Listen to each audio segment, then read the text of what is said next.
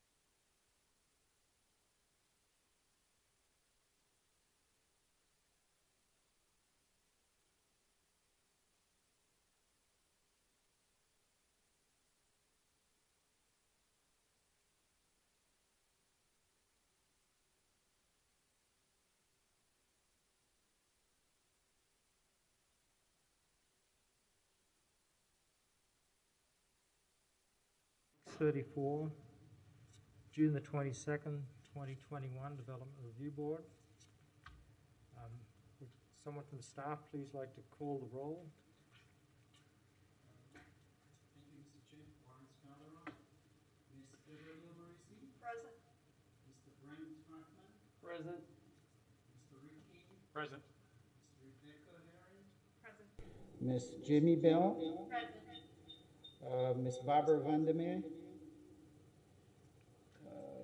No. And Chair Thompson. Present. Mr. Chair, you have a quorum. Thank you. I need to mute my. Let's see.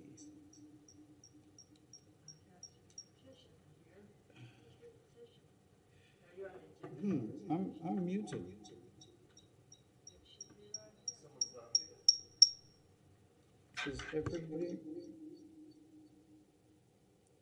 Is everybody muted?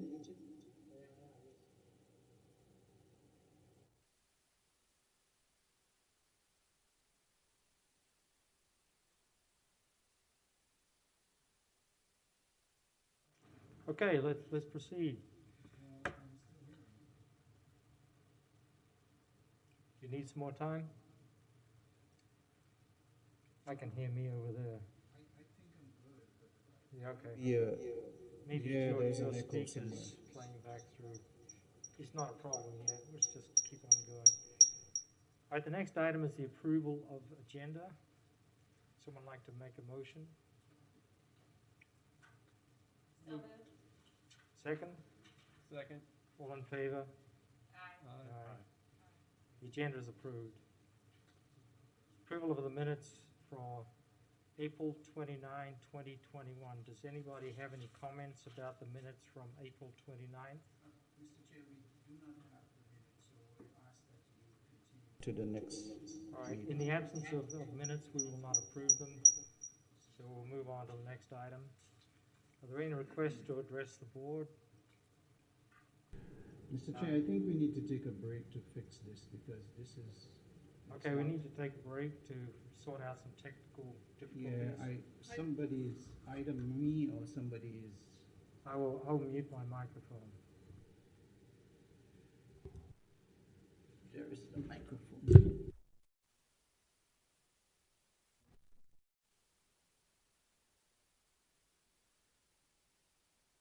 Is that good?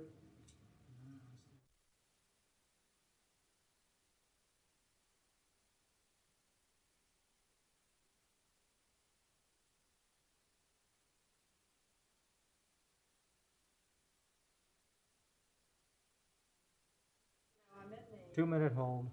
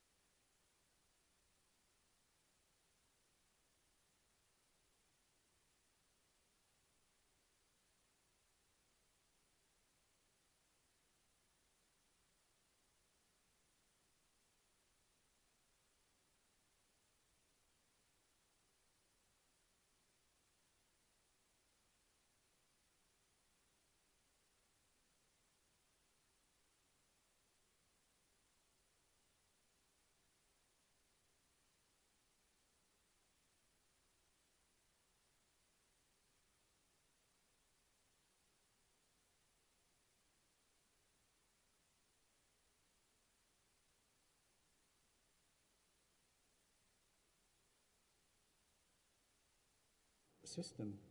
You should be able to see an icon on your desktop that shows Zoom open. I did.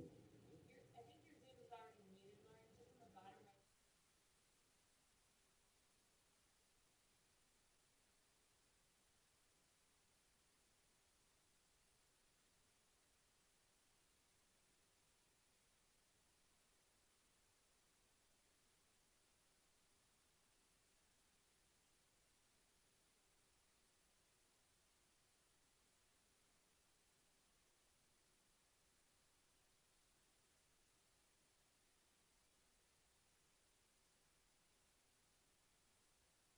All right, let's try again. Testing, 1, 2, 3. I don't hear any echo. I think we fixed the problems. Thank you. Okay, moving on. There are no requests to address the board. There are no consent items. There are no, under regular items, there's no old business. Under new business, we have one petition. Mr. Kane, would you please? Excuse me, did you adopt the agenda already? Yes. Yes, Okay. Okay, under new business, we have one petition. Mr. Kane, would you please read it into the record? certainly. Cluster subdivision review, Terra Serena, to create 120 lots on 10.7 acres. Petition DB-21-5 SUB, EDA Consultants LLC, agent for Peaceful Paths, Inc., development plan review for a cluster subdivision to create 120 lots on 10.7 acres, zone BUS, general business, located at 2100 Northwest 53rd Avenue. Thank you. Hi. Mr. Chair, members of the board, good evening. Lawrence Calderon, Department of Sustainable Development. This petition is a request for design plat for a cluster subdivision for Terra Serena, and it includes 120 lots on 10.77 acres, and the location is at 2300 Northwest 53rd Avenue. The property is currently zoned RMF 7, multifamily residential. This is a design plat, and I could, if you could, let me try and see if I didn't share my screen, so I probably need to do that. You can't see my screen, right? Correct. All right, so I need to share my screen. And I believe it's this one. Can you see it now? I guess, yes. So, Mr. Chair, this road along here is Northwest 34th Street, extending into 121, 53rd Avenue on the bottom side, 55th Avenue, 55th Boulevard here, and you can see the subject property. Surrounding it, you could see the senior center on the north side, the Walmart area. There's a park on this side. On the west side, single family residential, some vacant property and multifamily on the north side. On the east side is a Peaceful Path facility. And on the south side, single family, particularly Sorrento, which is a planned development. Let me get this.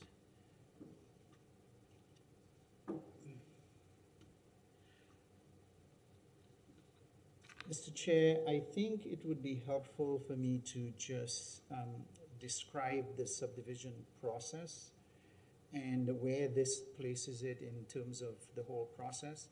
This is the first step in a subdivision process. It's called design plat, but it's really a preliminary development. This application is reviewed by the Development Review Board, and what you will be doing is submitting a recommendation to the City Commission, because this petition is going to go to the City Commission and they will make the final decision. With that, after that, they will file for construction drawing review, which is when they know that the petition has been granted blessings by the city, then they would submit details, and that's at that time they spend the money for construction and design, and then they file for final plat, and the plat is recorded, and that's when they're able to begin construction. I wanted to show you, for example, on the west side, you could see examples of a plat on the west side, on the south side. Sorrento is the same one. But as you can see, this is unplatted property here and on the north side, and that's what that platting process is. And just for your benefit, the platting process is primarily focused on creating lots, providing roadway access, and amenities to the individual lots that will be within the subdivision. So that's what the focus is on. This is a close-up of the subject property. As you can see, The sparsely developed multifamily on the north side, the single-family residential on the west side, and on the east you have Peaceful Paths, and on the south side you have 53rd Avenue. So this again shows the surrounding property as a closer view, and if you look at the existing on the north side, you have conservation, development, and some multifamily, which I have talked about already. And this is the land use. As you can see, the zoning and land use on the subject property as well as surrounding the property. And most on the north side, you see it has mainly recreation, single family on the west side, and PD zoning on this side. So with that vacant parcel, the applicant is proposing a subdivision to create lots within on that vacant property, and that's what you are reviewing tonight. So the additional element in this subdivision is that it's a cluster subdivision, and cluster subdivisions are designed to allow environmentally sensitive and land use for infill also. In this case, this petition is making use of the infill property, and as you can see from the previous slides that it is an infill development. The intent is to encourage better site planning, to preserve valuable open space, environmentally sensitive land, existing tree cover, to allow infill through special modifications, better utilization of the land as opposed to the conventional type zoning. It allows for zero lot line development, and it is there to facilitate a more efficient design and to allow flexibility over and beyond what the basic RMF 7 would allow. And these are the factors and elements that you look at when you evaluate the development. This is the survey showing the boundary of the property, and as you can see here, these are the boundaries of the property over here. 55th Boulevard is on the north side. This is the western boundary. There is an easement which is not part of the property, and on the south side here, this is part of the property, but 50-foot runs along there on 56th Boulevard. This piece of property was created by removing it from this parcel through a lot split, and it's now added to this. So approval of this is subject to approval of the lot split, but that's an administrative process, and it's in the pipe for review. This shows the tree layout on the property. There are two trees that are of impact or significance here, and both of them would be removed, and their removal will be addressed through the code as to whether there is mitigation or not. In the report, we talked about the environmental aspects of the plan. This development is not a wetland area. It has a number of drainage canals and small lower areas, and the determination is that it's not a wetland and it does not have any significant wetland areas. But you should note the size of the properties on the west side. The proposed lots will be smaller, but as part of the cluster subdivision, it allows for this type of design. There is the subject property, and this is the proposed subdivision, and for the subject property. The property will have two entrances, one at the north, and this is what it looks like, sort of unimproved, significant road without curb and gutter or sidewalks, but part of this development would require placement of sidewalks, and you can see the multifamily development on the side. On the south side, this is what it looks like. This is 53rd, this is 55th Boulevard, and that's the entrance leading into Sorrento. So you can make a right turn and go in this way and through traffic and go this way, but this road comes through here. So into the development, as you can see here, it'll be a right turn in and a right turn out for this development. So these are the two the two only intersection access points that are proposed for the site, which is adequate for the development. The roadway, which is built within the subdivision, as shown in the gray area, is depicted here. It's a 50-foot right-of-way with a 10-foot easement on either side for utilities. This is public utilities easement. So the limits of the right-of-way are here and here. This is the center line. So the roadway, the driving aisle would be 10 feet wide, with an 8-foot wide landscape area. During construction drawing, the applicant will submit a landscape plan showing how they plan to landscape this site in accordance with code. And then there is a 5-foot wide sidewalk on this side, which is reflected in here.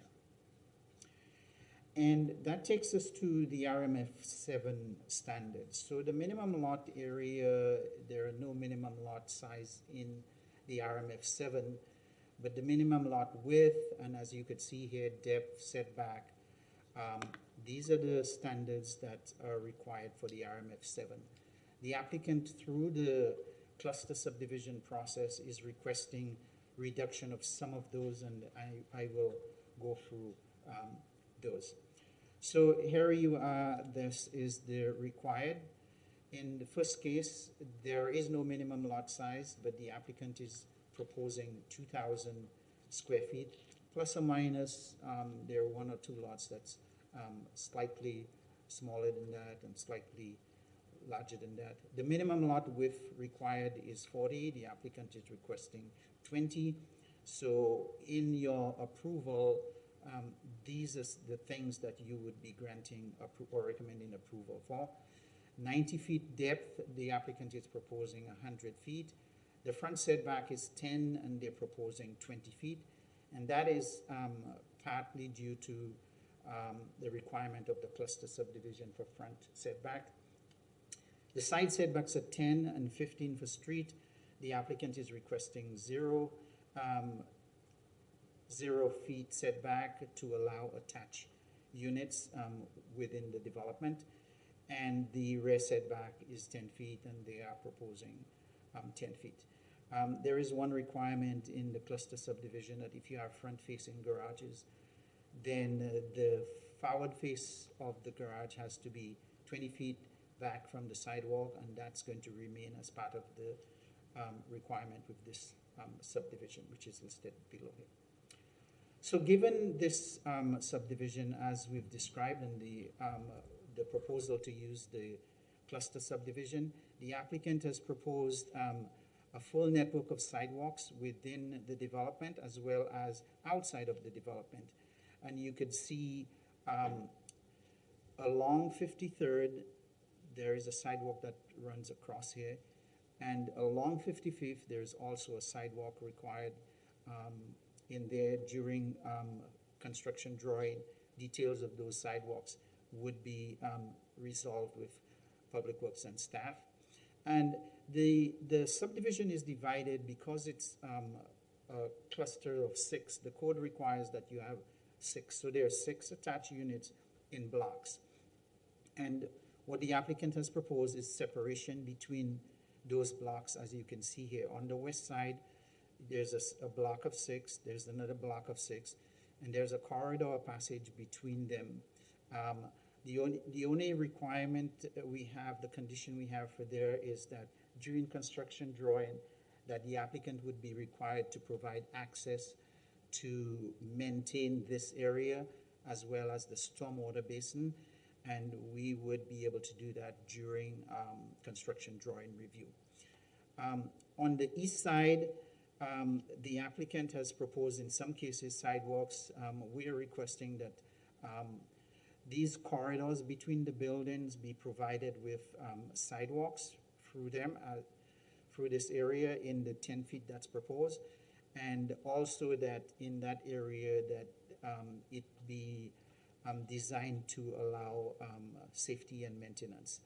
So what you have is this situation. For example, this is one block, as you can see here, and this is the adjacent block. So this block of buildings would be facing the street. This block of buildings would be facing that street. There are front setbacks, as I showed before. So the buildings would be beginning, if the building, the applicant would have the option of putting the building, but the limit for the setback would be here and here on this side.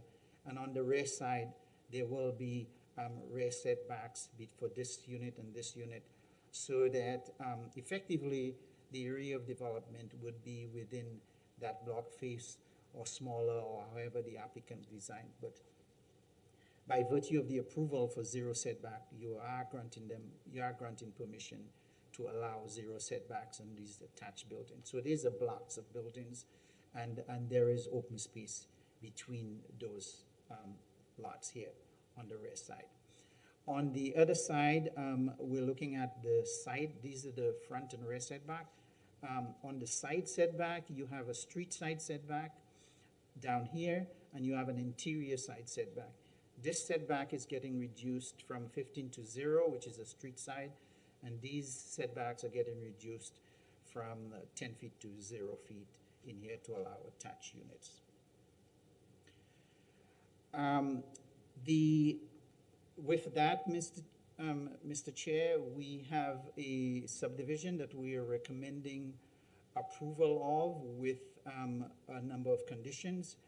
And unless you want me to go through those conditions, I will just list them out. And our recommendation is for approval of the subdivision, that you forward a recommendation to the City Commission to approve the design plat and set the path for construction drawing and final plat. The applicant has to file final design plat to the City Commission within 60 days of approval of the deal. With that, Mr. Chair, I will attempt to answer any questions. Thank you, Mr. Calderon. Does anyone from the board have any questions for Mr. Calderon?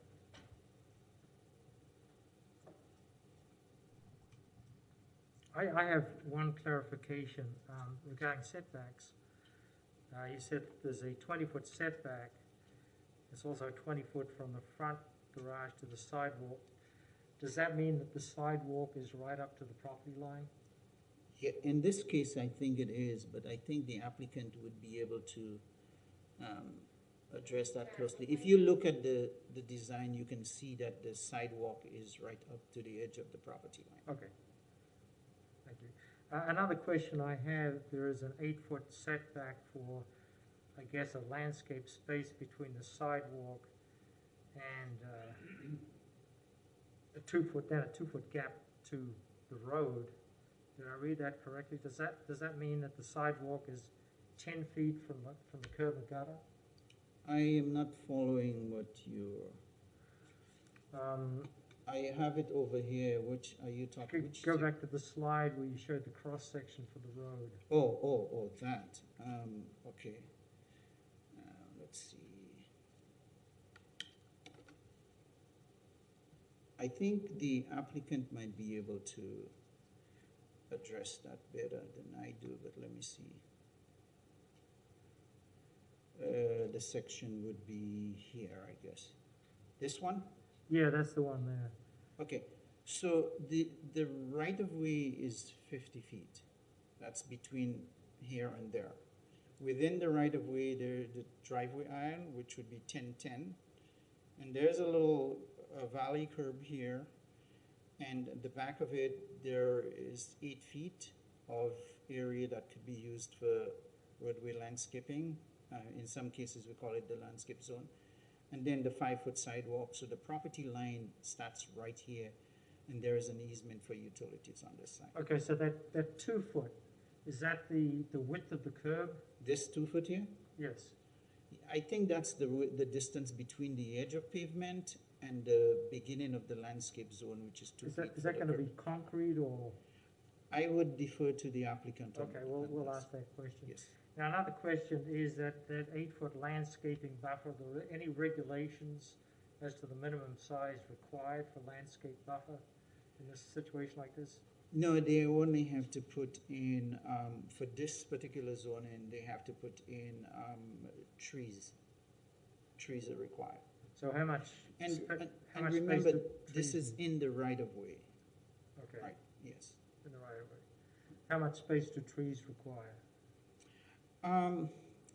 Based on the general code, per 100 feet, you require 3 shade trees, but for street trees, it sometimes varies because. I mean, how much width is required for that tree buffer? It varies. For example, in the transect zone, we have sometimes we have 5 foot, sometimes we have 7, sometimes we have 8, but generally buffers are about 9 feet. Okay, thank you. Well, I'll save any other questions I have for the petitioner. Does anyone else have any questions? Yes, go ahead. Mr. Chair, I wanted to ask staff if other similar subdivisions have been approved with these style attached housing, townhome style. I think we have some right on the south side. Sorrento is one example that was done through a PD. Not these attached units, but not in this style, but they occur in various places for the city. And the applicant probably has some examples of where and how those have been placed. But I know that in Sorrento, we have right south of this, we have some. Also, we have some in Blues Creek, but these were not approved in the city. They were approved in the county. But there's another example of, they're not attached units, but they're narrow lots. Thank you, Mr. Chair. Thank you. And Mr. Chair, just to clarify, the RMF 7 district also allows for attached units under the regular zoning standards. So in other words, if you were doing a piece of property in the RMF 7 and you want to do attached units, that option is available to you, and it limits you to 6. So the applicant is staying within that 6 units. But the additional benefit is coming from the cluster subdivision, which allows you to reduce the setbacks between the buildings. Okay, Deborah. Mr. Chair, I have a question regarding public space.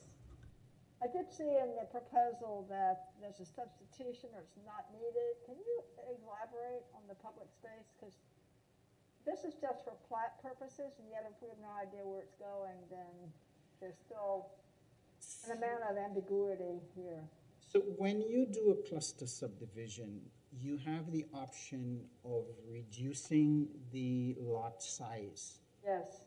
And when you reduce the lot size, you have to create open space equivalent to about 75% of what you're asking to reduce by. In this case, the applicant is not requiring a reduction in the lot size. The lot size is, there's no minimum lot size in there, just the 40 feet minimum width, and the depth is 90 feet. So effectively, when you multiply these, you find a minimum lot size. But in the code, the way it's written, there is no minimum lot size. And the requirement for open space is not required in this case for cluster subdivision 2. The other option when you have to do open space is when you are directly adjacent, like in this case over here. When you are adjacent to a lot which is larger, you have to provide some open space, and that corridor does not creates that open space. And in this case here, that basin provides that separation and buffer, so they do not have to meet the open space requirement, or they are allowed to reduce the lots because of that, this situation over here. And what is the building, I mean, the setbacks are being reduced. So what are the building requirements as far as, and these basically are large buildings because attached means there's really six units in one building. Yeah. So, what is there, obviously there must be need for a driveway, 20 feet back for the driveway. So basically what I'm seeing is there's no green space at all. There's roadway very narrow lots, space for these buildings that are sequential, 6 units apiece, and parking in the driveway, I'm assuming in the driveway or in the garage. Is that correct? I do not have knowledge of what the building's gonna be. I think I can project what it would be. That's why I showed this slide. And what that shows is that, Yes. here, the buildings are going to be, when you think of it, you have to think of it in terms of, yes, there is 0 lot line between the lots, but it's a block of building that could fit here. And if you look throughout Gainesville, you can see staggering buildings. It's not a massive flat building. It looks that way, but in reality, there are options for doing different styles, and I'm sure the applicant would be able to answer those questions. But there is this setback that creates some separation and front parking off of this here. In the back, there is some open space because of this setback from here. Okay. And the same thing on this side. Setback is retained. Yes. Okay.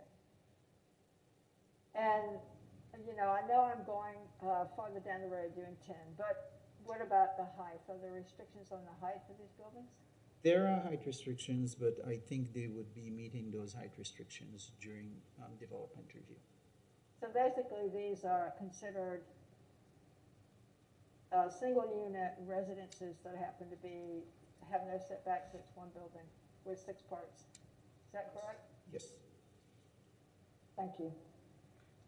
Thank you. I'd like to follow up on the minimum lot width, depth, and area. It seems to me if the minimum width is 40 and the minimum depth is 90, then the minimum lot size is 3,600. Would you just explain that to me, why there's 0 area requirements, but in effect is 3,600 per lot? Well, I mean, you can achieve, so the way the RMF7 is designed is like, you have to meet those minimum lot width and those minimum lot depth.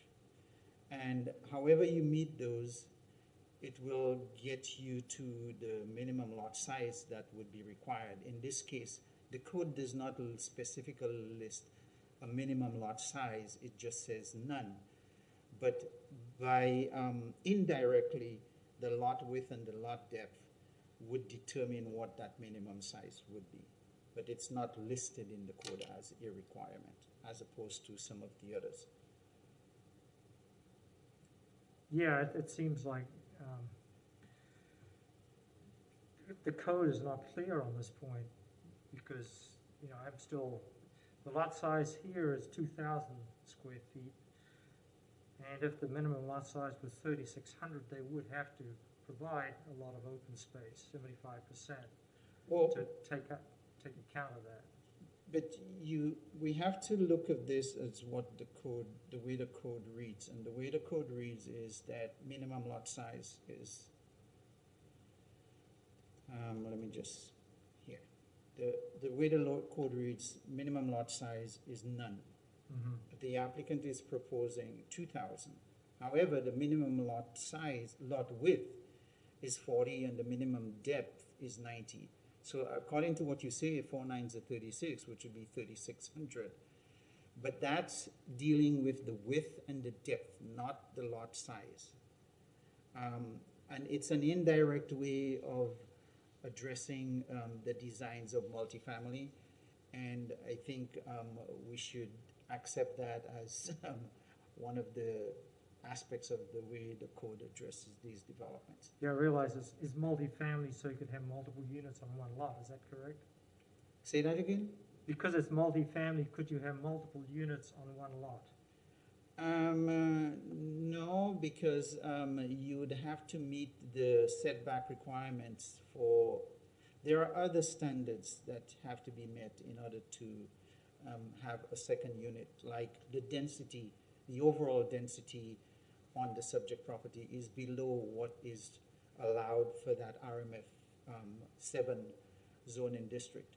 So they can have accessory dwelling units, which is allowed in this area, but they would have to be able to meet the setback requirements. And it does not look like that's a feasible area to have a second dwelling unit in there.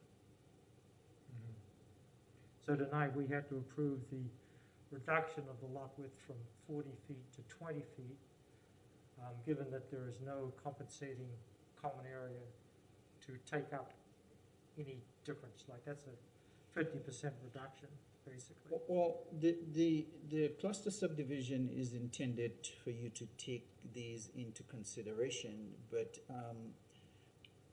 that's why the cluster subdivision is a process to allow a different type of design and flexibility in this area. For example, the one you did before, which was Oaks Preserve, it was an environmental cluster subdivision. It had a lot of environmental open space and a lot of unique environmental aspects of it. In this case, you have to weigh the benefits of not a cluster subdivision, infill type of development, as opposed to them going somewhere else, way out on the edge, and taking infrastructure burden on the transportation network. They're using the lots that's within the city of Gainesville with surrounding areas that have not been developed, not destroying the environmental characteristics and elements in the area, and providing units on smaller lots, which addresses several of the goals, objectives, and policies of the comp plan in terms of affordable housing. So these are the things that you have to weigh in looking at this. Okay, thank you. I understand that, you need zero setbacks in order to have attached housing, so Yeah. that I'm clear with. Mr. Chair, I have one Yes. question. So I would like to have a clear explanation of the word affordable. I'm sorry, but this is a very trendy term and it's very important, and this is very much tied to that. So can you give me the actual parameters of what that means, particularly since it's being used as I think a it's vehicle for this project? I think it's about no more than 80% of your income have to be spent on these housing. So that's kind of where it is. It's a federal standard that's based on the income level. I think it's 30% or 80%, somewhere around. Okay. Thank you. That helps. Okay, thank you. Yes, Brent? Mr. Chair, can you explain a little bit more about the street side setback and what the purpose is normally of the requirement for the 15 feet street side setback, and what the proposal is for the 0 feet for the street side setback? I understand the side setback is 0 to allow the units or the lots to be adjacent to each other. Could you explain a little bit more about what the street side setback is? I think that's a question for the applicant, but I can tell you that the street side setback is usually a little bit larger because there is a street adjacent to that side. So you actually have two streets. You have a front and then you have a side street. And to allow separation between individual private property and the street, you have a little bit more setback on the side. In this case, you'd have to ask the applicant for the basis for 0. And when we looked at this development, we didn't see many negative situations to the reduction in the setback, because there are, I think it's four corners, the one on the north, the two on the north side and on the south side, that are classified as street sides, and we didn't think that it would be an issue. So does that, would the reduction in the street side setback to 0 feet mean that the road is literally adjacent to the edge of the lots and potentially the edge of the buildings? Well, if you look at this situation, the areas where these street side setbacks are would be here, here, and down here. And the lot is right here. As you can see where this arrow, there is a 5-foot sidewalk right along it. And the roadway, the right-of-way begins right around this side. And the applicant might, so if you go back and you look at this situation, you can see that this is the right-of-way, this is where the sidewalk is, so you have that much space between it. And the roadways in this area are narrower than the typical right-of-way. It's usually 24.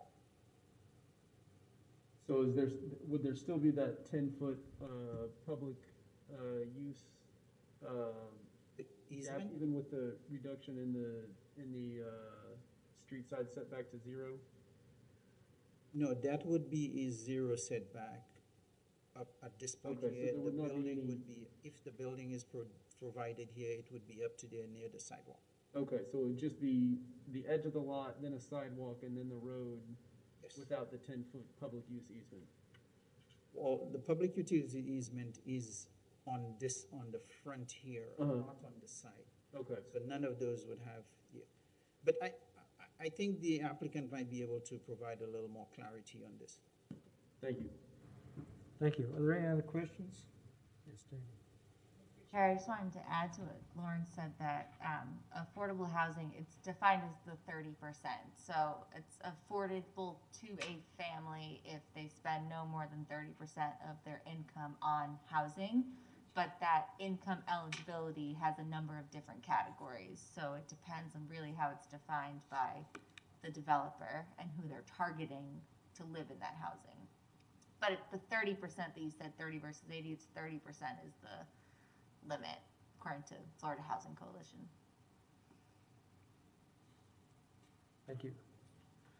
Any other questions, comments?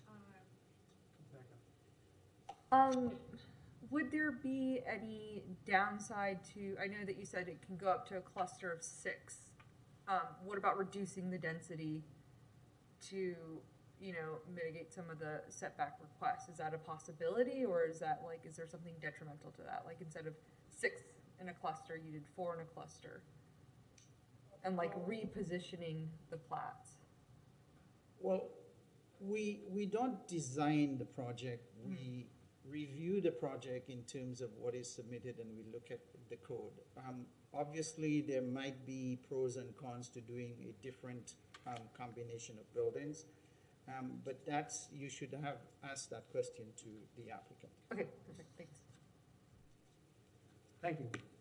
But I might say that the code, the RMF 7 references 6 units as an option for clustering. And I think the reason they came up with this is that they felt that 6 would be a reasonable aggregation of units.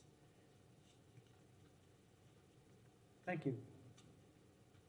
There are no more comments from the board. I'd like to invite the petitioner to give the presentation. Thank you. Good evening, everyone. I'm Clay Swagger with EDA Stop Consultants. sharing. I'll stop sharing, please. Still learning how to present things in the new format, so I have my PowerPoint on a dot camera, so hopefully we'll make this work. Appreciate the chance to speak to you tonight. We represent the property owner, which is Peaceful Paths, and the land developer.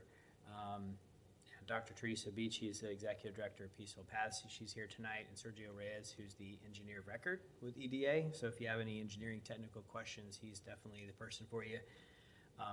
I took note of some questions that the board members have, so I'll be happy to field those and answer them at the end. If you indulge me, I'd like to just give you a brief presentation I heard some of your questions maybe would have been answered in my presentation, so hopefully I can assist with that. Just a quick overview. This site is unique in that it really is infill in nature. There aren't that many properties like this in Gainesville. You look at the pattern of development in this area, it's pretty intense.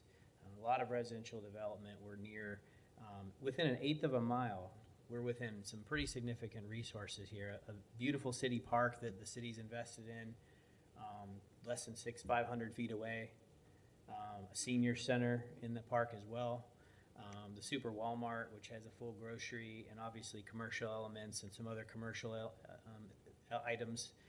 This in yellow is the Deer Creek. It's a newly approved, it's under construction, it's a senior affordable housing facility. So really this area is going to have a pretty wide variety of single-family detached units, as you see in Sorrento. They also have attached units in there, which I think Mr. Calderon mentioned. Multifamily to the north. Of course, the Peaceful Paths facility lies here to the east. And so we are proposing an infill development, which I believe becomes very relevant just by nature of that in relation to the cluster subdivision regulations and the zoning. This is just a map showing the area in a little bit more detail if we need to refer back to that. As you can see, we have access to Northwest 55th Boulevard, 53rd Avenue, 55th Avenue. So as Mr. Calderon presented to you, this is a design plat. It's 120 lots. It's considered to be an infill cluster subdivision per the city land development regulations. These would be platted lots, platted, sold. It's a home ownership model. This is not rental, it's not multifamily. It's a really good opportunity for market rate workforce housing. This is really a good entry-level type of residential component. As you all, I'm sure, are very aware in different forms and fashions and what you do for a living, just being a resident here in Gainesville, housing is extremely expensive and it's very hard to find home ownership opportunities that is affordable. So this is really that. And the way you accomplish that is to actually harness some of that density that's available here. This is an area that is actually multifamily zoning, which is important to keep in mind. You know, a lot of times a plat comes to you, it might be RSF1 or 2, lower density, might be a lot of it similar to some neighborhoods that many of us live in, larger lot, detached homes, but that's not what's being proposed, and we're trying to fit a different market need. So this actually accomplishes approximately 11 units per acre here on just under 11 acres. The land use designation, as I mentioned, is residential medium, and the zoning is RMF7, which stands for residential multifamily. So this could be 3-story garden-style apartments, rentals, but that's obviously not what we're doing here and trying to accomplish. So we're right in the middle of the density range for multifamily, which for a single-family product is pretty good. It's hard to accomplish any more than what we've done as far as density. So important to note, too, that besides multifamily, this type of unit, the attached units, the zero lot line homes, these are allowed in the zoning and land use districts. And we are implementing what's in the City of Gainesville code as defined as a cluster subdivision. So there's environmental cluster subdivisions, as Lawrence mentioned, and there's infill. Environmental are ones that there may be some wetland areas, some really sensitive resources, and you cluster the units away. And then the other type is infill, which there hasn't been one of these to the DRB in quite some time. Excuse me. So it's a little bit unique. So I just included sort of the excerpt from the code for the purpose and intent, which is infill clusters designed to provide for infill development to better utilize and promote efficiency through design above what might otherwise be developed for standard zoning, and provide some design flexibility to meet the changing market conditions. Getting affordable workforce units online for purchase is very difficult. And so these are my words from the report, the second bullet. This will allow for the flexibility design that we need to create that housing type and to address some of these unfilled needs in an infill area and to help support the local workforce, give them options. What is proposed in the cluster subdivision? We meet most of the zoning regulations and the dimensional requirements, but the side setbacks, we're asking to be reduced to 0 so we can have the attached units. And also the lot width reduction from 40 to 20, which is more typical of a townhouse type unit, which really these are essentially going to be townhouses. I'll show you in just a minute. Well, I'll just go to it. I added color to mine just to make it a little easier to follow with the eyes. The yellow rectangles represent the lots, the platted lots. That's not going to be 100% building. There's going to be a 20-foot setback, which is one of the board members' questions, to allow for a driveway and a garage, and have the driveway be at least 20 feet from the sidewalk, so you don't have cars parking, blocking the sidewalk. And I know that's been an issue with some past projects, which is obviously not what you're looking to accomplish. So, and these would have backyards as well. So there will be usable yard space for each of these units. It's not going to just be a giant a cluster of buildings. I wanted to mention that. And you can see the areas in green. They consist of several different elements. They are landscaped stormwater retention areas, which all of them have pedestrian paths ringing around it. We're going to have pedestrian paths having some cross-access through the project to shorten the length of those blocks. Sidewalks are proposed within the street, the internal street. We're also proposing new sidewalks along 53rd Avenue and 55th Boulevard. So internal sidewalks, external sidewalks, cross-access paths. So there'll be a lot of opportunities for folks who live in this neighborhood to go visit their neighbor maybe one block over, for example. I mentioned the efficiency of the layout. These streets, we would propose them to be private, so the city wouldn't have to take management, maintenance, and ownership of them, but they will be designed according to the city's Public Works Design Manual. So these are city streets, and that cross-section that was an exit from our plans was very helpful. It showed the road cross-section. You got a landscape strip that's 8 foot wide, and then you have sidewalks. One of the questions that was asked by board is typically a street tree has to have a 4-foot clearance on all 4 sides. So it can't just be wedged in. You know, that's a code requirement. So you see 8-foot separation in all those places because you got 4 feet, a tree, and then another 4 feet. So it's actually a pretty nice amount of area. So these will be local streets. So just to help paint the picture a little bit. I know it's hard on some of these in a design plat. You don't have architectural renderings and things of buildings, but I'm hoping to help paint the picture just a bit. We've got accessibility to RTS out here. I mentioned the trail network.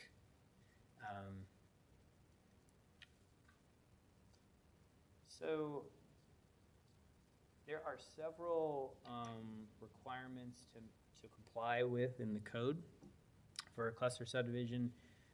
Went through a lot of them with you. Lawrence did an excellent job going through it, and also in his report.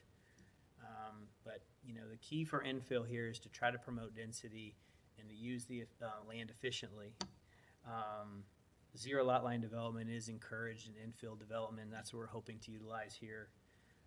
Interconnectivity of streets, as you see on the design plat, we do have interconnectivity from the north to the south and vice versa. There's existing development to the east and west, so we don't have those opportunities for street interconnectivity there. I mentioned the sidewalks throughout the project, internally and externally. Cluster subdivisions require protection of environmental resources. As Lawrence mentioned, there are none. This area has been analyzed by a professional environmental consultant and confirmed with the city there are no environmental resources. So this really is kind of a good area for you know, increasing your density, if you will. And I wanted to mention the 20-foot separation from the sidewalk to the driveway, which is a proper design. Garages also have to be flush with the front of the buildings, so you won't just have a garage and you see nothing else. That's in the code, and so we will have to comply with that. So you'll have more of that townhouse look, front door, garage, all kind of in a flush pattern. And, there are a couple areas where we are required to have buffers, which those are included on the plan as well. I created this map because I think it's important to always look at compatibility. I sort of mentioned it earlier, but you have a lot of multifamily around. You have multifamily to the north. Peaceful Paths is sort of a hybrid of multifamily and institutional uses. You have single family on the far side of 53rd Avenue, and then Northwood Pines here to the west. There's actually some city property and some buffer that we're proposing in between to kind of provide a transition there. And then these, yellow are sort of amenities, the senior center, park, and commercial. So we're in a really great area to have just public facilities available to serve the folks that will live here. So the application, we feel, it's my professional opinion, that it's consistent with the code and comp plan. We've been working really closely with the city staff for several months to bring this forward to you. A lot of back and forth and tweaking of things. As you know, with these projects, there's a lot of parts to it. We appreciate their recommendation of approval.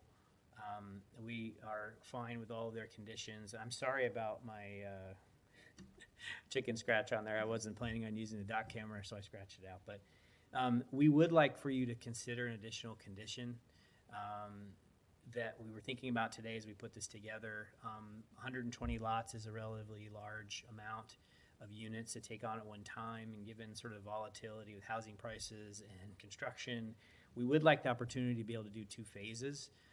We would respectfully ask that you allow us to propose this condition in some form or fashion. This is language very similar to what you've approved in some others. It would allow us to do up to 2 plat phases, 2 final plat phases. You'd approve the design plat as one, allow us to do 2 final plats to phase it out. It's really the way the code is written now is you really have to have everything done within a year, and a year is not a very long time. And I've been asking and talking to the city about that. Hopefully their subdivision regulations can get updated at some point, but we feel like this condition will allow us to do the 2 phases. It may go into year 2, it may go into year 3, hopefully not. I know they want to move forward, but it would allow us that flexibility. Otherwise, we may end up being back before you in 13 months from now and begging for you to give us an extension or something. So we're just thinking that might just be good planning purposes. So let me see. There was a question as well about what the 2 foot was on the cross section. That's the curb. That's the amount of concrete from the edge of asphalt to the grass. So that's what that 2 foot is on the cross section. I mentioned the tree separation. The areas between the buildings is required in these conditions to be minimum 10 feet. And then a pedestrian path would be 5 feet, is what's prescribed in these in the report. Some examples. I'm having a hard time thinking of any right here in the city of Gainesville proper, but there are a handful of these types of projects that are happening a little bit west of town in Jonesville and sort of the unincorporated area. There's one out by West End. There's one called Terrace St. Augustine. It's on 39th Avenue. It's still under construction. Tara Greens 2. You might be sensing a theme here. This developer is really trying to bring these units online, serve the public. So only one of them is actually has building, or actually 2 of them out of the ground right now. A lot of them are still under construction. But I'm hoping that how I'm describing it to you helps understand sort of what the essentially a townhouse type of model. So with that, I'll be happy to answer any questions. I appreciate you giving me a chance to present to you. Thank you. Do any board members have any questions? Yes. Thank you, Mr. Chair. Thank you for the presentation. I appreciate it. You're welcome. Couple of quick questions. One, out of curiosity, the southwest corner of the subdivision, what is that? Is it like a trail for recreation? It's south of the city buffer, but it's part of the property. It's a landscape buffer. Okay. It's part of our project. Okay, so it looked like there was like a little trail in there. So is that, because one of the other members had mentioned a lack of open space, and so I wanted to note that it looks like, yeah, in the southeast that maybe that is sort of a recreational space for people who live there, perhaps?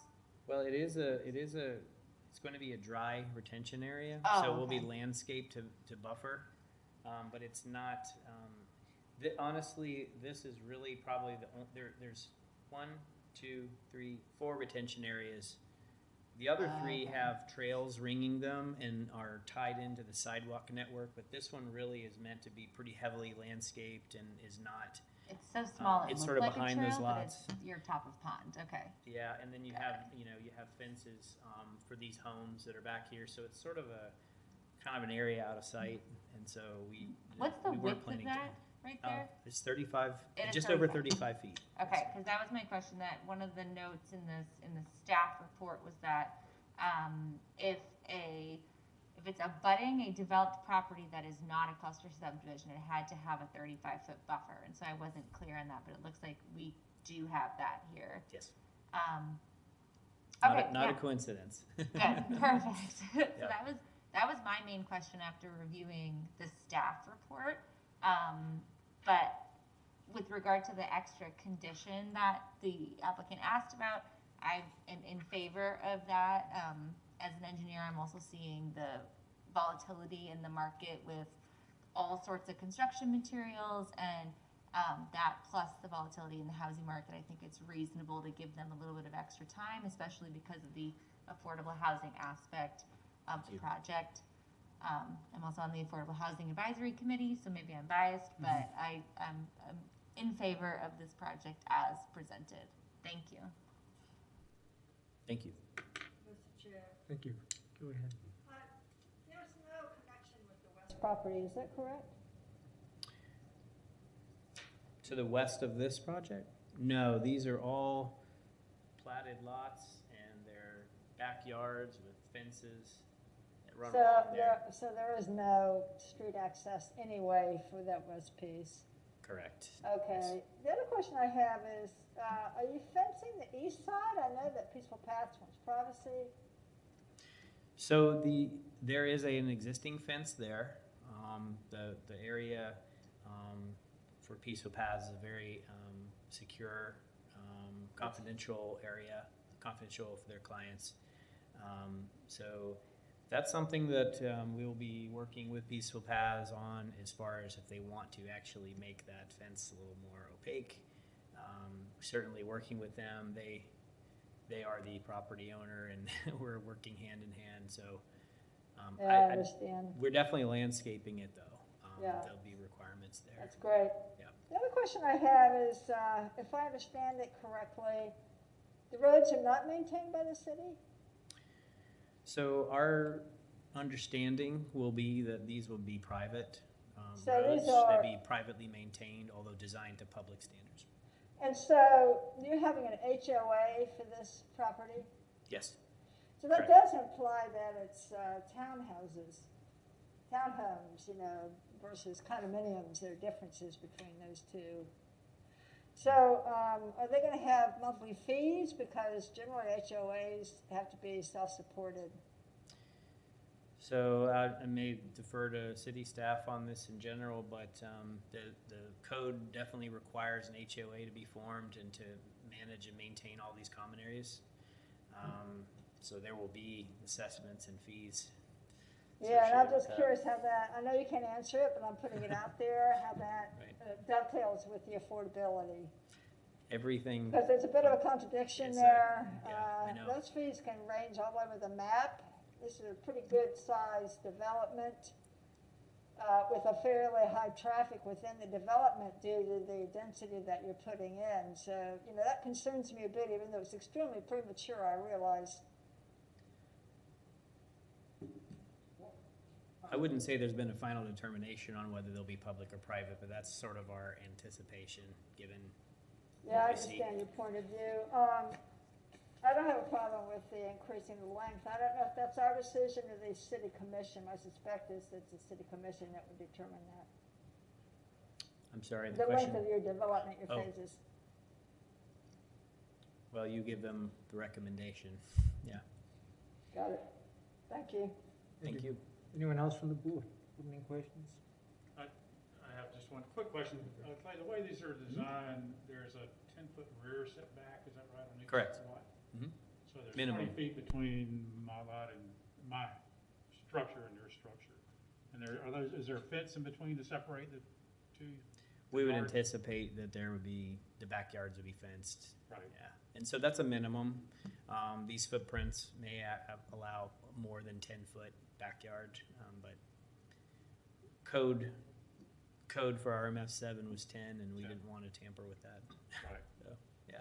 So, yeah, the back of lots will butt up to each other. Each will have at least 10-foot backyard. I would anticipate that they would be fenced. Yeah. Yeah. Okay. Thanks. Like a normal subdivision. I have some questions while you have that map up there. Sure. Do I understand this correctly, that red line along 55th, is that a sidewalk? Well, the red line is my attempt to outline the project limits. There is a sidewalk, though, that is being proposed along 55th Boulevard. It's kind of interesting. It's a private road, so we're sort of meandering in and out of the project limits, but that's one of the city staff requirements is to do a sidewalk along the road. And will there be a sir. sidewalk down the east side as well, around the retention pond? Or past it? Over here? Yes, yeah. Yes. And there's also a sidewalk along 53rd on the south. Is that correct? Yes, sir. Got a sidewalk along 53rd. You're going to have multiple access points into the project. Now, that little triangle that's left between the southern boundary there and 55th, what is that going to be landscaped? Is that This? part of the property? The 53rd goes at an angle. This? Yes, keeps going down. That will be common area, and it will be landscaped. There will be some utilities routed through there. So there'll be more of a separation between the lots and the sidewalk there. Yeah, would you go back to the slide that you had that showed the overall, the big Sure. picture, showed everything?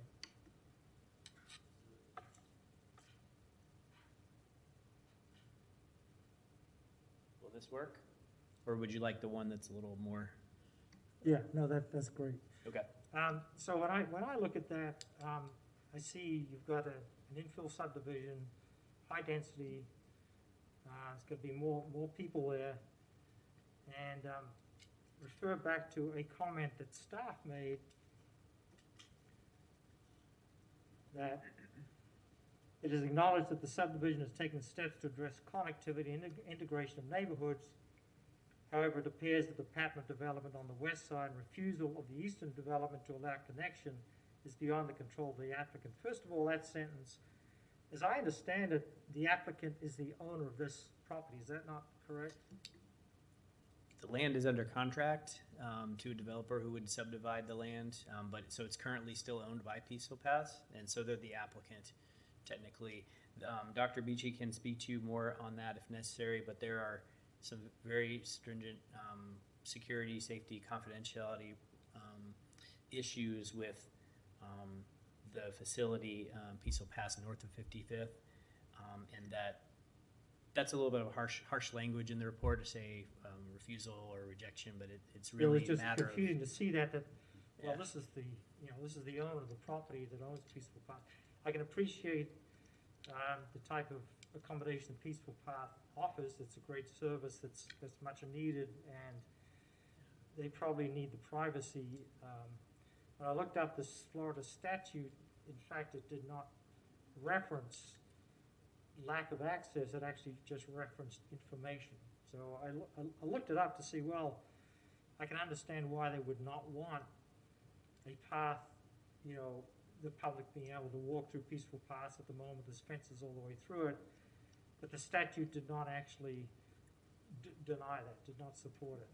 But that's a minor point, because I'm looking at connectivity issues. And west, you have connectivity issue because of past development patterns where there's property there, and the stub outs into the property is good for in future. The city may be able to buy some of these properties and make a connection to the western side. The eastern side, I can see why you would need sort of a barrier there. So moving on from that, as far as north-south goes, if you look at the western property line there across 53rd Boulevard, that white line on the map there is actually a multi-use path.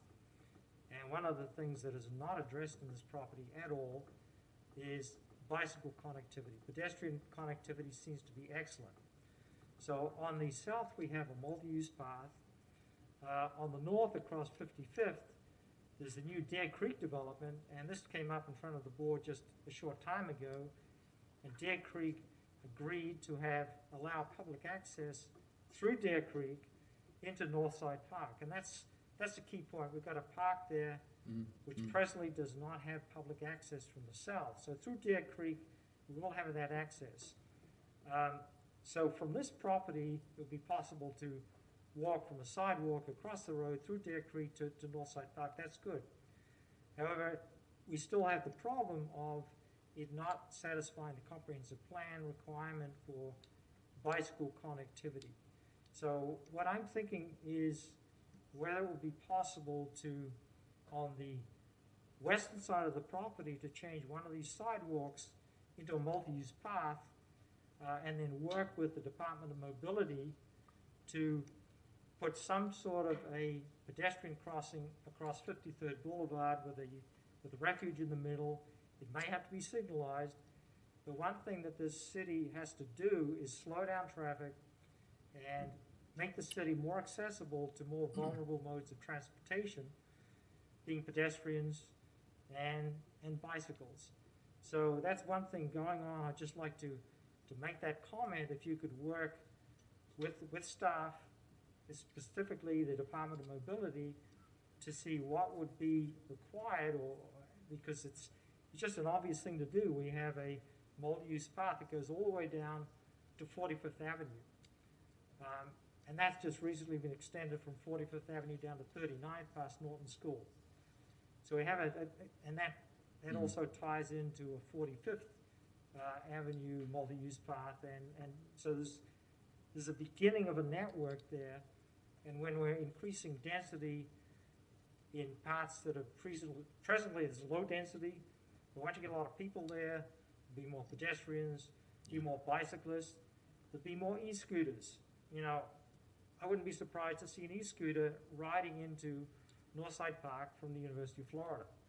It's certainly within range. So we have much more mobility.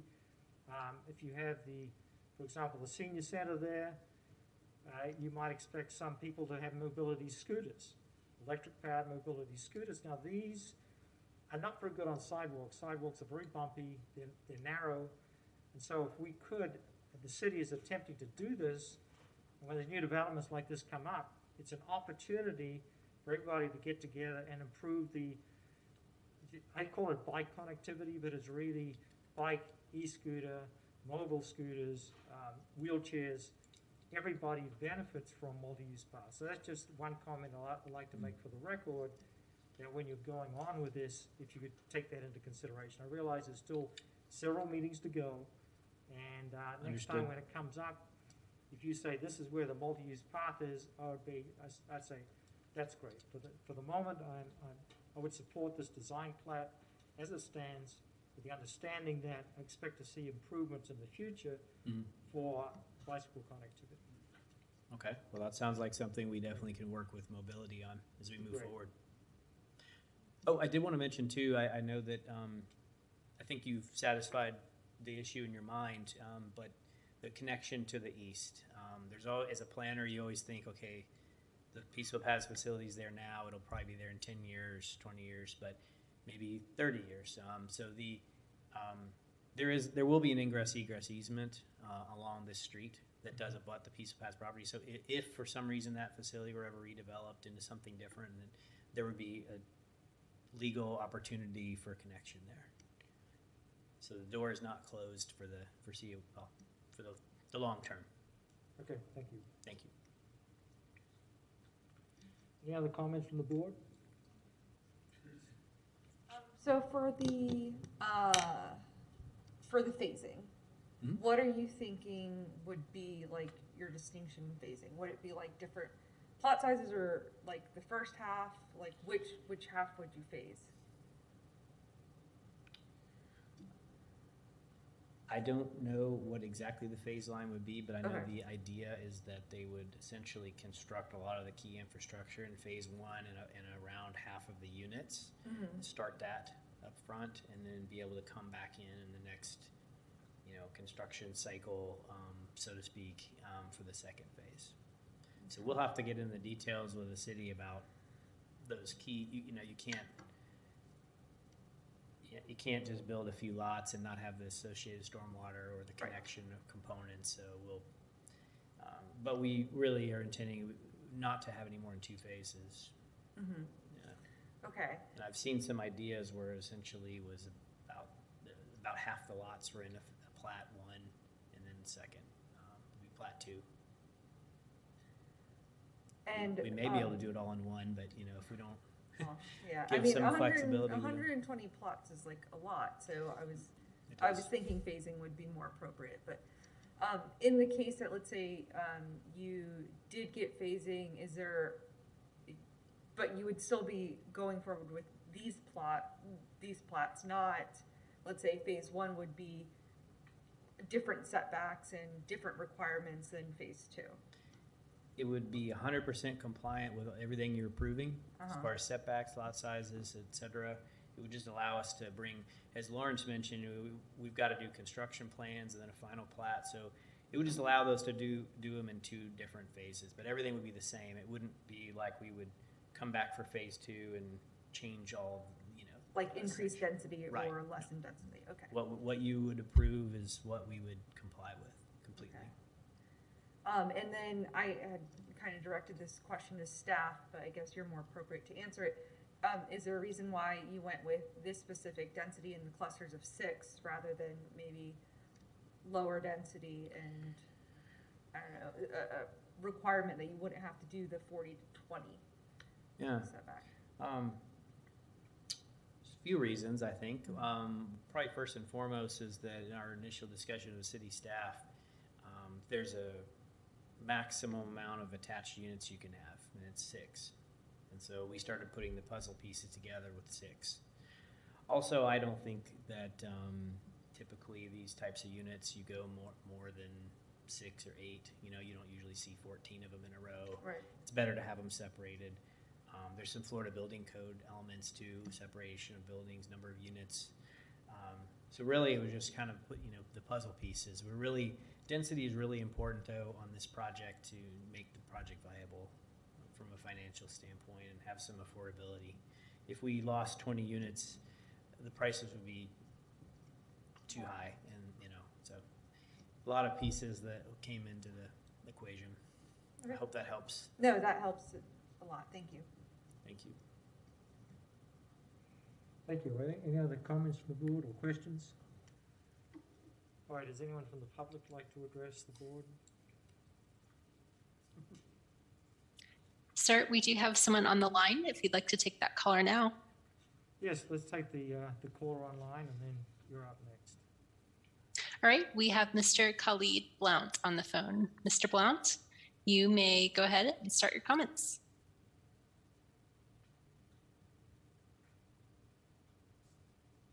Thank you. I read very briefly about this development before the meeting, and could tell from the description, the setbacks and all that it was townhouses.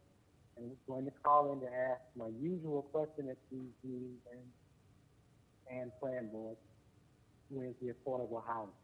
I'm so relieved to see someone doing affordable housing and using the incentive to reduce setback and density bonus and all that the city's been offering for 20 plus years for people to do some affordable housing. So the other question now is, will the complex be entirely affordable housing, or will it be mixed income? Mixed income is a solution the city needs for its worst and oldest problem. And the presenter pointed out that you can hardly find this example in this city. So maybe it's more important to get as many affordable units as possible at once, even though that tends to be concentrated in poverty. But these should be ubiquitous. They should be all over the jurisdiction. It should be common to find mixed income housing. And I wonder why not, but that's a question for the city commission.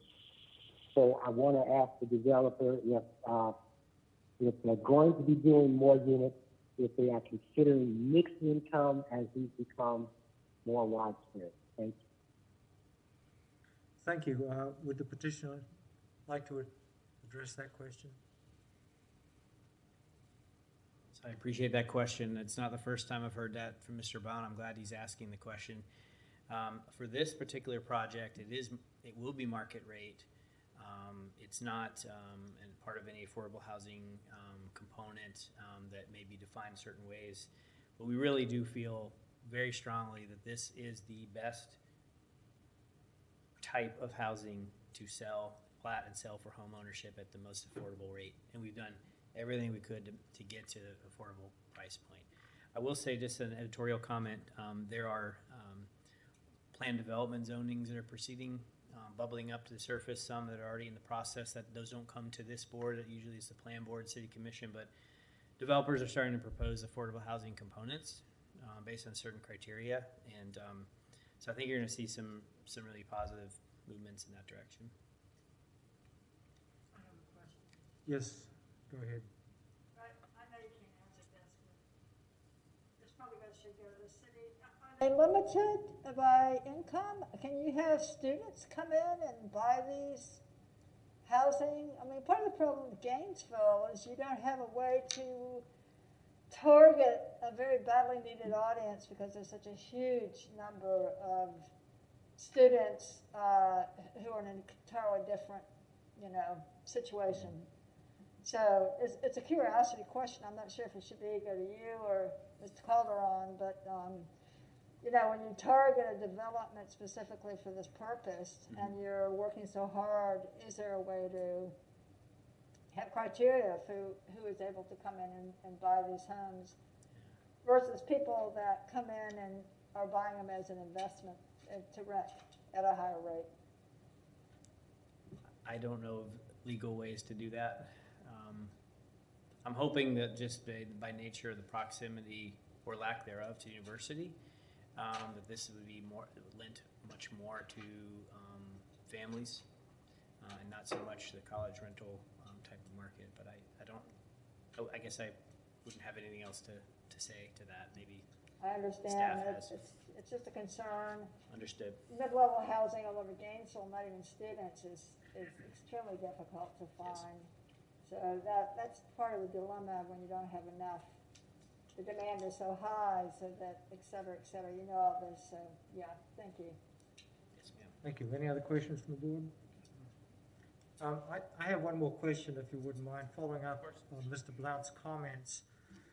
And I don't know the answer to this, but he addressed is there going to be a proportion of the housing which is truly affordable? And so my question is, what could you do to make some of these houses less expensive so they would be more affordable? And are you planning to have a range of sort of luxury options or non-luxury options so the price range reflects that, given that the houses look like they're all going to be sort of the same? Is there things that you can do to make an appreciable difference in the price? So the idea, as you can see, that the lot sizes are all the same, and so there'll be a few different pieces of articulation, colors, etc. But essentially, the model that would go in here would be basically the same, like a same kind of townhouse product. And I don't think they're viewed as luxury, high end. They're going to be sort of like a standard type of model. So I don't know how else to respond to you on that. We're trying to, affordability is a key component here for the viability of the project. So there's going to be effort to be made in that direction. Well, for example, you could put granite countertops in some and really cheap countertops in the other. Plumbing fixtures, there's a range of quality and prices, and so it seems that you could build, it would be a cheaper product, but it would be a more affordable product. And have you gone through those calculations, and is it actually worth doing? I can see why it's probably cost benefit for you. It's better to make everything the same. But if we are going to have a proportion of housing affordable, then some of it needs to be cheaper somehow. And the question is, how do we do that? Given that there's going to be 120 units here, it seems like it would be really nice if we could have a range of prices where the less pricey ones are actually more affordable. Well, I'm just a lowly land planner. I'm not the developer or the builder, so I'm not privy to that kind of information. I'm not sure it's been established yet. I'm not sure who's going to be building these. I understand your observations, but I don't really have anything else to offer as far as how they're going to build and finish out the interior of these. Well, you don't have to answer these questions, but I'm sure that the questions will be Sure. asked by the city commission in future and others, because this is an important topic at the moment. I appreciate you bringing it up, and I'll be prepared for that. Thank you. Okay, we have one more citizen comment. Good evening, Dr. Teresa Vici. I'm the Executive Director of Peaceful Paths and also the current owner of the land. I just wanted to say that we have worked very closely with this particular developer and the folks at EDA to try to ensure that this product and this particular neighborhood fits in with what our mission is. We've sat on this land for a very long time. We've had a lot of different people approach us about building different things. And this is really the project that we are most excited about, the one that we really moved forward with promoting. Our board is in full favor of this project for a variety of reasons. One, we know that they will be a good neighbor. The plot that has been described and shown to you really takes into account all of the aspects that we were concerned with in terms of privacy, the accessibility issue. I know you said you looked at the statutes, and 39908 in Florida statute really requires that we preserve the confidentiality of everyone who is getting our services. So that's where the access point comes in. It would just be unfeasible for us to know that our clients who are walking in and out, most of them don't have cars, they would be sharing a sidewalk or sharing an access point with the general public. Just would not work for us and would be in violation of our certification. So we really looked at how we could accommodate what the needs of the development were in terms of what our current mission is. And so we really felt like we came to a good compromise there. We also know that the sale of this property is really important to the long-term financial health of the organization. When we were donated this piece of land by two board members, it was really for two purposes. The purpose was, number one, was to build our campus that we completed roughly 6 years ago now. And we love the area. It has been a huge benefit to the clients that we serve. As Clay was saying, this area really has a phenomenal accessibility for people who don't have a car or who ride the bus or who are walking to the various businesses and amenities there in the area. One of the things that they didn't mention is there's a farmer's market right up the street. So that's an excellent thing that our clients take a lot of advantage of on the weekends.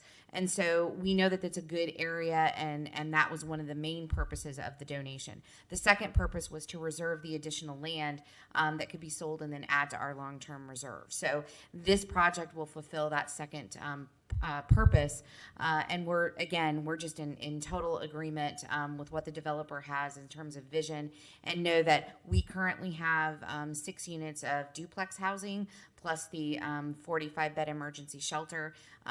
It's going to fit very well with what the current density is on our campus, and it will extend the sidewalk that we started building. It's going to give additional sidewalk access for our clients on the backside. So all things that will benefit us and will just continue the ability for us to meet our mission in a way that keeps clients safe, but also improves the area. So if you have any other questions, I'll be happy to answer those. Thank you. Does anyone on the board have any questions? Thank you for your comments. Thank you. All right, do we have any other public comments on the line? No, sir. No additional callers at this time. Okay, so we'll close the floor to public comments, open it up to board discussion. Who would like to kick it off? I think it's a good project. It's difficult to visualize it because we're actually looking at plats, but I think that it does have a lot to offer. I'm very happy to hear that it's got good public transportation connections. And as you said, the need for multimodal transport is critical, which hopefully will come into this as this moves forward, not just this, at that area. So overall, I think it's a good project. Anybody else?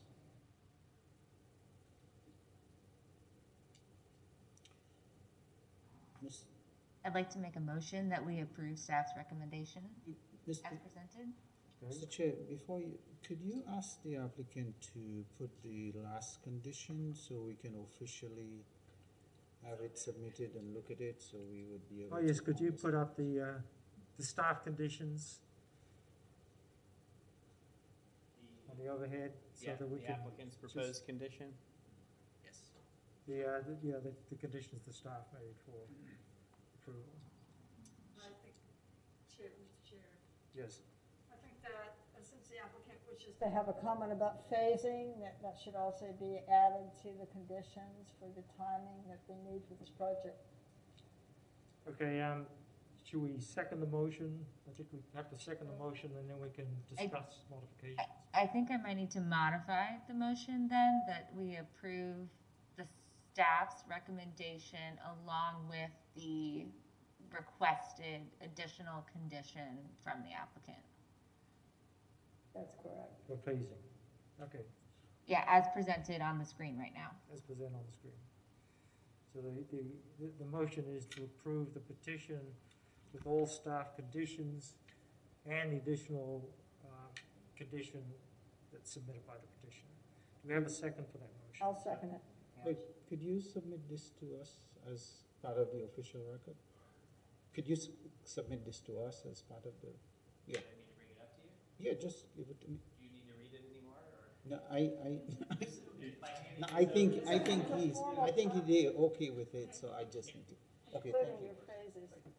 Okay, the only comment I would like to make is I really do want to see the multi-use path extension included in this. I don't know whether we need to make that as part of the motion. Mr. Calderon, can we assume that that will be part of the ongoing discussion? Or should we put If it it's not a condition, it's not mandatory, it's not required. If you have anything you would like to add to it, you would have to place it as a condition in there. If it's something you would like to see, then that's not a required condition. Okay, well, I would like to see the, subject to approval by the maker of the motion, the addition of an additional condition that the bicycle connectivity be considered and that the applicant look into extending the multi-use path through the property in a north-south direction. So you're asking to add a condition that asks them to consider it, Yes. but not require them to do it? Well, we could require them to do it. My question is it within our purview to make that requirement? It feels like it's a little outside the scope of this particular request, which is just the platting within the cluster subdivision. I think that you can ask, because when you start adding conditions. Yeah, well, such as I this, realize you're that's why. adding With Consider it. right of way, there's a lot of things that when you make it rigid, makes it impossible for them, and so. But Mr. Reyes is about to address Yes. it for us. Thank you.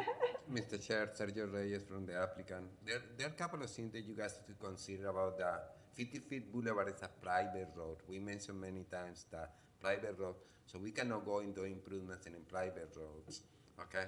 We have the right to connect to that road, but we don't have the right to modify that road, okay? So you're talking about conditions outside of what we control. We don't have control in going construct road in somebody else's property. It's actually private property. Correct. So you gotta be careful with your conditions because it has happened in prior projects. The staff or even the boards were conditioned on something that we had no control to meet those conditions. So we definitely can look at it, and the city allow to use the roads as a bicycle paths, and we have many examples in the city, such as 12th Street. You know, you see the green striping in there. That's how you use bicycle in public streets. But we have zero control over 50 Feet Boulevard to do anything except connect to that road. We actually, the sidewalks that we are proposing is in our property, not in 50 Feet Boulevard as you guys can saw in. and the layout. So, yeah, I will consider and put in any condition that we cannot meet. Yeah, I understand that you can only dictate what goes on in your property. So Correct. That's implicit, that within your property, you consider making the sidewalk larger. That's why I was asking about tree setbacks and everything, to see if it would fit. And it turns out it's tough. Yeah. But you could use the road, and I think if you talk to the Department of Mobility and say that, you know, we would really like to, through this property, make it easier for mobility devices, shall I say, not just bicycles, to pass through without having to go on the sidewalk. And it could be a sharrow. That's sort of a really cheap, sort of nasty way to do it. Or there could be some way that you could move things around. I know it's tight. There's the buffer on the west side of the property. That's an stormwater. It's a ditch. The city on that ditch, no us, the west property line. So it's a buffer. The 30-foot buffer that is there is actually a stormwater facilities from the city that we cannot touch. And again, we cannot go in somebody else's property, not even the city, and build something without their permit, you know, without authorization. And again, 50-foot boulevard is private. Yeah. Go ahead. Mr. Thomas, I was just gonna, I don't know if this would address this or not, but one of the conditions that that was included is prior to final plat approval, the applicant shall comply with the requirements of the city's transportation mobility program area. So that already is one of the conditions that was recommended by staff. Correct. I don't know if that Great. would. Okay, we don't need to change the motion. Thank you. Thank you. All right. Someone reading the fine print. That's great. Mr. Chair, for what it's worth, I agree with the spirit of the request. I just didn't, I was worried about putting it. Yeah, no, I don't think we have to. Okay. It's already in there in the staff conditions. Perfect. It will be looked at. And I think the Department of Mobility will look at this and look at areas that they have control over. You know, they've got a private road to the north. That's not going to help. But certainly 53rd Avenue needs to be looked at because it's going to be a problem. It's a high-speed road with more and more vulnerable mobility modes using it. And so that's something that we can nip this in the bud before there's serious accidents. Looking at the details of the accidents that's already happened there.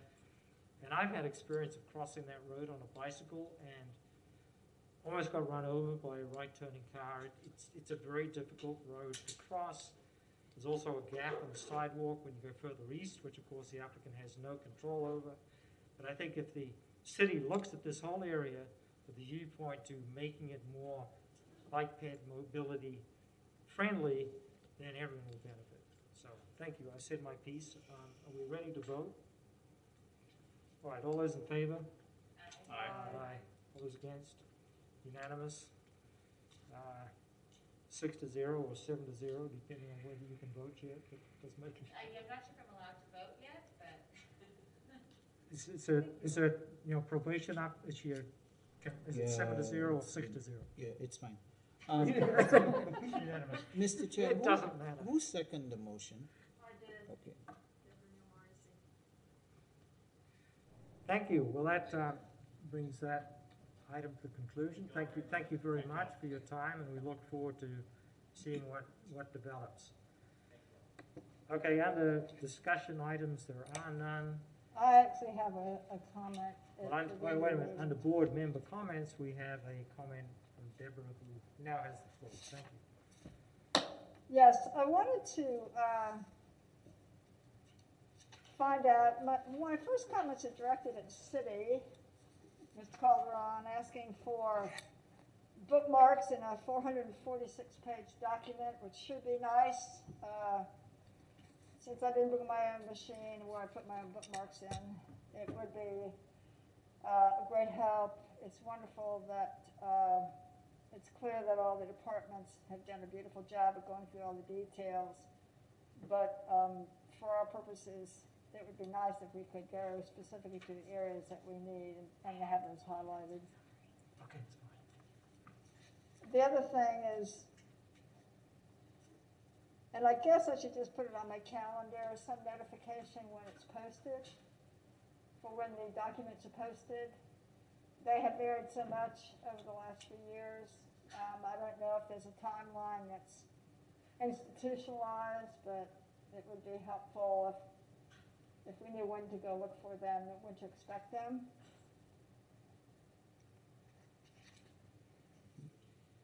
The other thing is a different topic.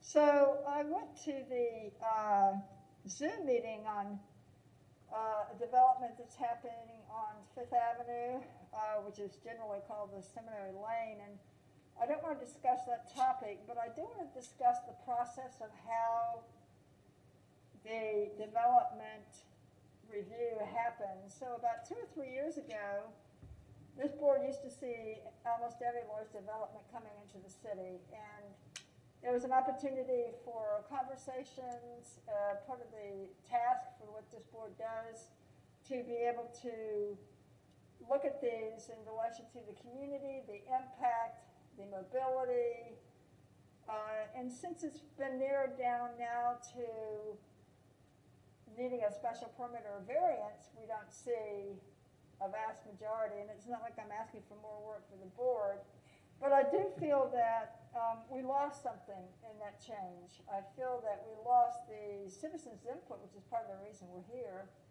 for looking at some of these developments that are large and cause big changes. There's so many major changes going on in the city with developments, everything from use of streets to pushing up student populations into old established neighborhoods, et cetera, et cetera. So I would like to ask what your thoughts are on this, and if you feel that we should consider a conversation with the city planners about, is there a way to have a little bit more foresight on some of these projects that are coming and that have happened, rather than looking at something past tense when we really have no say in it. Yeah, I think there was a city commission resolution recently addressing this, that we are going to get more large-scale developments coming in front of us. Lawrence, what is the, Yes, the I missed status that of it? meeting. It was right before the other one. Yeah, I think last Monday the city commission discussed that and asked us to look at bringing, I think it was intermediate and major developments to them, and to see what that would imply in terms of our staff workload and what the implication would be. So that's an ongoing thing that we're working on to bring to the city commission. And what happens, whether it gets approved or not, is totally up to the city commission. But yes, they are looking at that option. And is there a schedule for when they're actually going to be discussing that, or is it just when it becomes a topic? No, I think it was one of the ones that we were asked to bring back a recommendation pretty soon on it. Yes, pretty soon. I think it's. So, would you like to hear from the members of this board on what their thoughts on that question? Sure, definitely. I mean, you can voice your opinion. You can, make recommendations. You could ask staff to come back with you, whatever you think would be helpful for you in the process to understand. There's a lot of stuff going on in terms of, we have the comp plan going on. We have, with the comp plan will come a code modification. The city commission is looking at a number of options in terms of affordable housing and a number of other, neighborhood areas. So yes, as a board that reviews plans on a regular basis, and actually your role is to actually do these developments like this that's happening brush fire on day-to-day stuff, like somebody wants to build 20, 100, how many apartments. That's what development review is. And yes, you can provide some comments to staff. We're open to hearing what you have to say. We're open to coming back with you and explaining to you why certain things were done and what is ahead. it's certainly within your sphere to do that, to have that discussion. Well, I think, I personally would be interested in knowing what's ahead, and it sounds like you're still talking about it. So eventually we will find out basically is whether staff has enough bandwidth to deal with that. Is that, am I reading that correctly? It's the city commission's decision. The city commission will make the decision based on whether they think it is important for intermediate and major developments to be reviewed by the Development Review Board or not. So if the city commission says we want it done, well, we will do it. And that's where it is. You will probably, if they say yes, you will have more meetings and you will have projects that you will see, and you will participate in the process on a regular basis. But we have been asked to present this and possibly a threshold when those plans would come to you. So, Okay. So see, it's major developments is anything over 100 parking spaces or 100,000. Intermediate development is anything over 10,000 square feet. So that threshold as to when something is called intermediate and major may shift, vary, and the city commission will make the final decision on it. Yeah, so the city commission already initiated this, and the process is ongoing. And it will go back to the city commission with whatever you have found, and they'll either vote it up or down. If they vote it up, we will do exactly what Deborah's talking about. Yep. But I think the question that I have is that we have influence on how they regard it. So the question is, do you want to just wait and see what comes out of just the city commission, or do you want to offer, because there's been discussions, they're philosophical in some respects, on the role of this board. Is it strictly by the regs that are in place, by the plans, or is there an interpretation on the more personal level as far as when these big developments come in, because they're not single-family homes, we're talking developments, what the impact is on the neighborhood, what neighborhoods are around it, what mobility access is there, does it need to be, all of these things are a sort of the ball of wax of where we sit. So, my question to you, you don't have to answer it, is, and part of it because I've been on the board so long, which is a detriment because I have a more historical point of view. So it's true, the city, everything evolves, and perhaps we're evolving away from that type of perspective, a more integrated perspective rather than simply regs. That's not something I can answer for you. I personally think that our role as citizens is to look at these projects and determine how they're going to benefit the city, how they're going to benefit the people who live there, how they're going to benefit the businesses, or the people who are using the businesses being helped, or is it just, purely a circumstance? They're subtle, but to me they're important considerations of all the cases that we take. So that's basically, and I would like to have a chat with the city planners. Andrew Pearson would be good, because I'd like to know what the planning approach to this is also. I mean, I guess what I'm asking for is to review what the role of the DRB is it strictly to look at the requirements that we are given, that it fits these requirements. Yeah, I mean, the role of the board is clear. It's actually written in the ordinance what the role of the board is. I guess that the city commission is going to kind of work on that scope and say, well, we want the development review board, or we want citizen participation through this process or through another process, and we want it at this level or that level.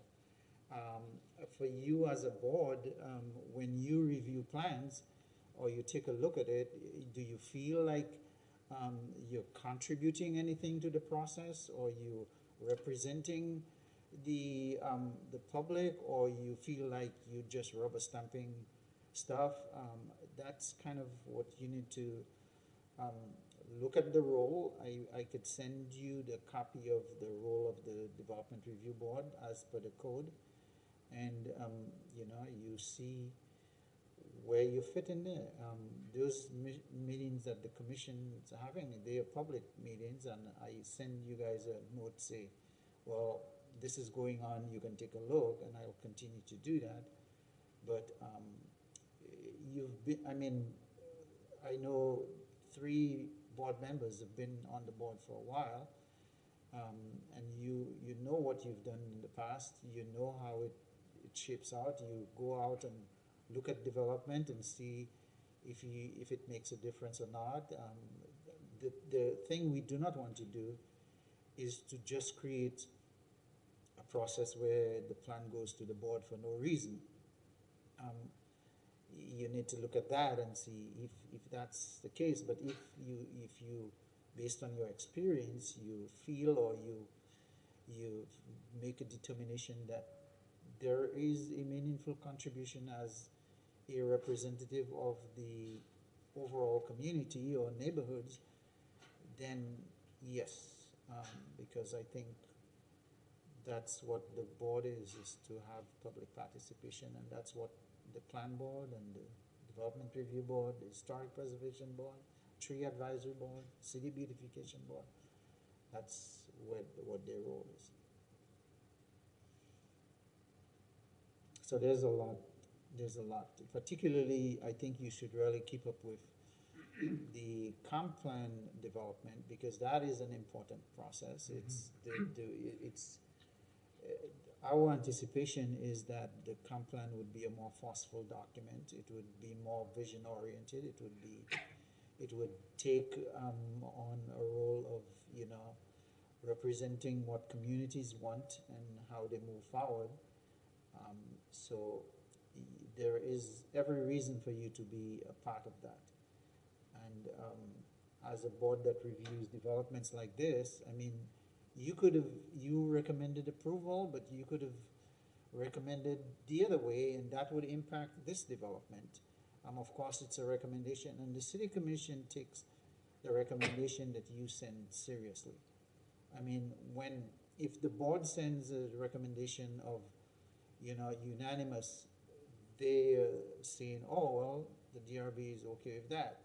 If it's a balance, they're looking at why was there a, you know, middle ground. If it was one way, the other way, they look at that. And I mean, as the chair will tell you, the presentation to the city commission was well accepted and well, you know, said, yes, that's what the development review board needs to do. So it's up to the board.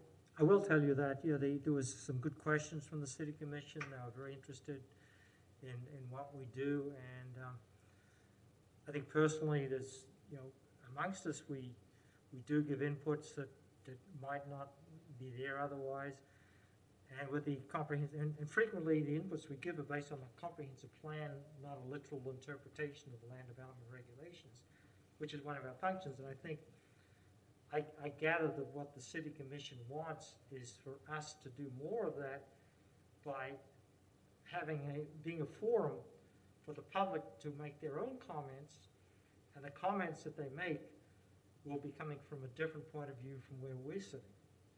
Especially with the emphasis of the new comprehensive plan, it's different.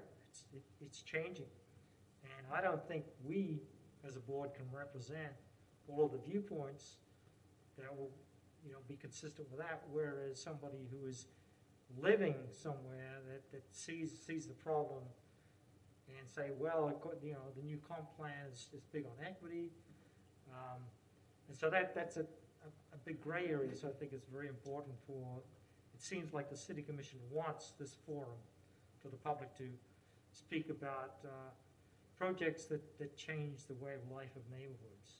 So I think it seems like that's the direction it's going at the moment. Yeah, you heard a comment from somebody this evening on the project. It was probably right on point. Yeah. So is that useful? That's the decision that the city commission will have to make. But you can say, yeah, I feel I'm wasting my time here, or I feel I'm making a contribution. That's important too, and I think the commission would be glad to hear it. But as staff, we would be happy to provide you with information on what you think your role is, where we're going. We're going where the commission is asking us to go. It seems like our role is changing, so I think it's a little premature to look at the definition as it stands, because after the next city commission, when it comes back to them, I think they will be redefining our role based on where the comprehensive plan is going. So things are, it's in a state of transition. However, if the board wants to have a meeting where we talk about that before the city commission comes back, I'm open to that too, if someone wants to make a motion to do that. Well, I think it's up to you. I think that, depends on how everybody, each person here is thinking about it, motivated, is it important? And do you want to give the city commission information prior? Because afterwards, there's not much choice. That's true.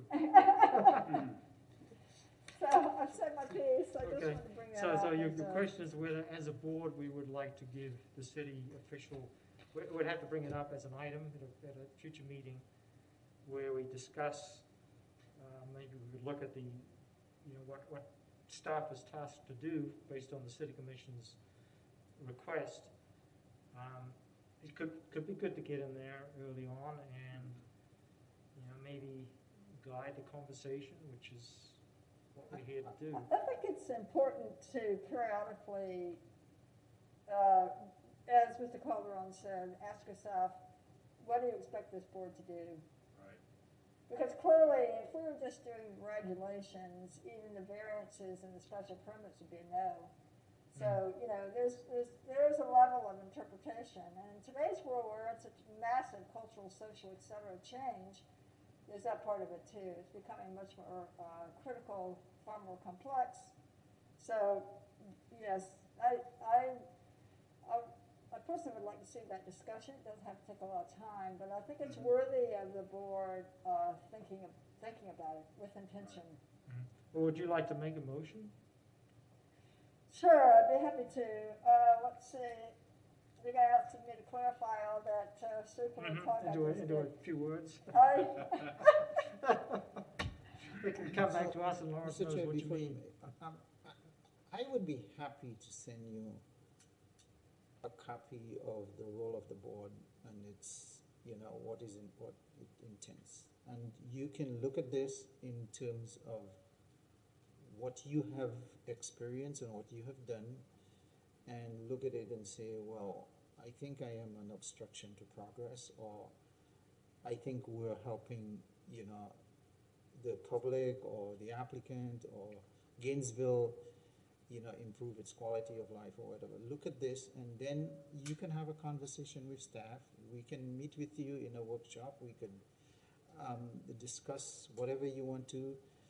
And after that, you can say, well, yeah, we're happy to continue doing this, or we can tell the city commission we don't think that, we think just letting development happen through the staff process or the way it's going is the best way to do it. Before you jump on, I think it's good to have solid information in your pocket before you jump out and say something. So we'd be happy to do that if you want us to go there. You're not forced to make a decision tonight or make a recommendation. I mean, the least you could do is say, I want staff to come and give us a presentation or have a workshop with us. I mean, you will get a lot more out of that than, going off the deep end somewhere. Well, yes, I think a request is really appropriate more than a motion. Yeah. And as far as the city commission, have they given any kind of timeline on when they're going to discuss? I know they've just discussed it.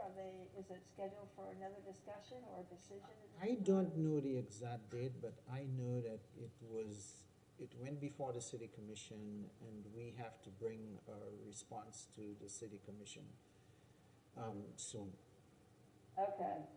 And you're referring to the meeting that was last week? Yes. Okay. Well, I haven't had a chance to view that. So you may I will want to do just that. go back and look at that, listen to that meeting. to it. Yes.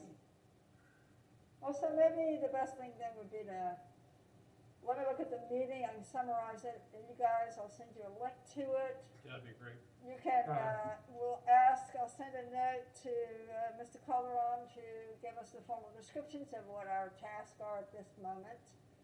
And I also would like a list of the stages because, this was talking about the drawing construction stage. If I actually had never heard that term.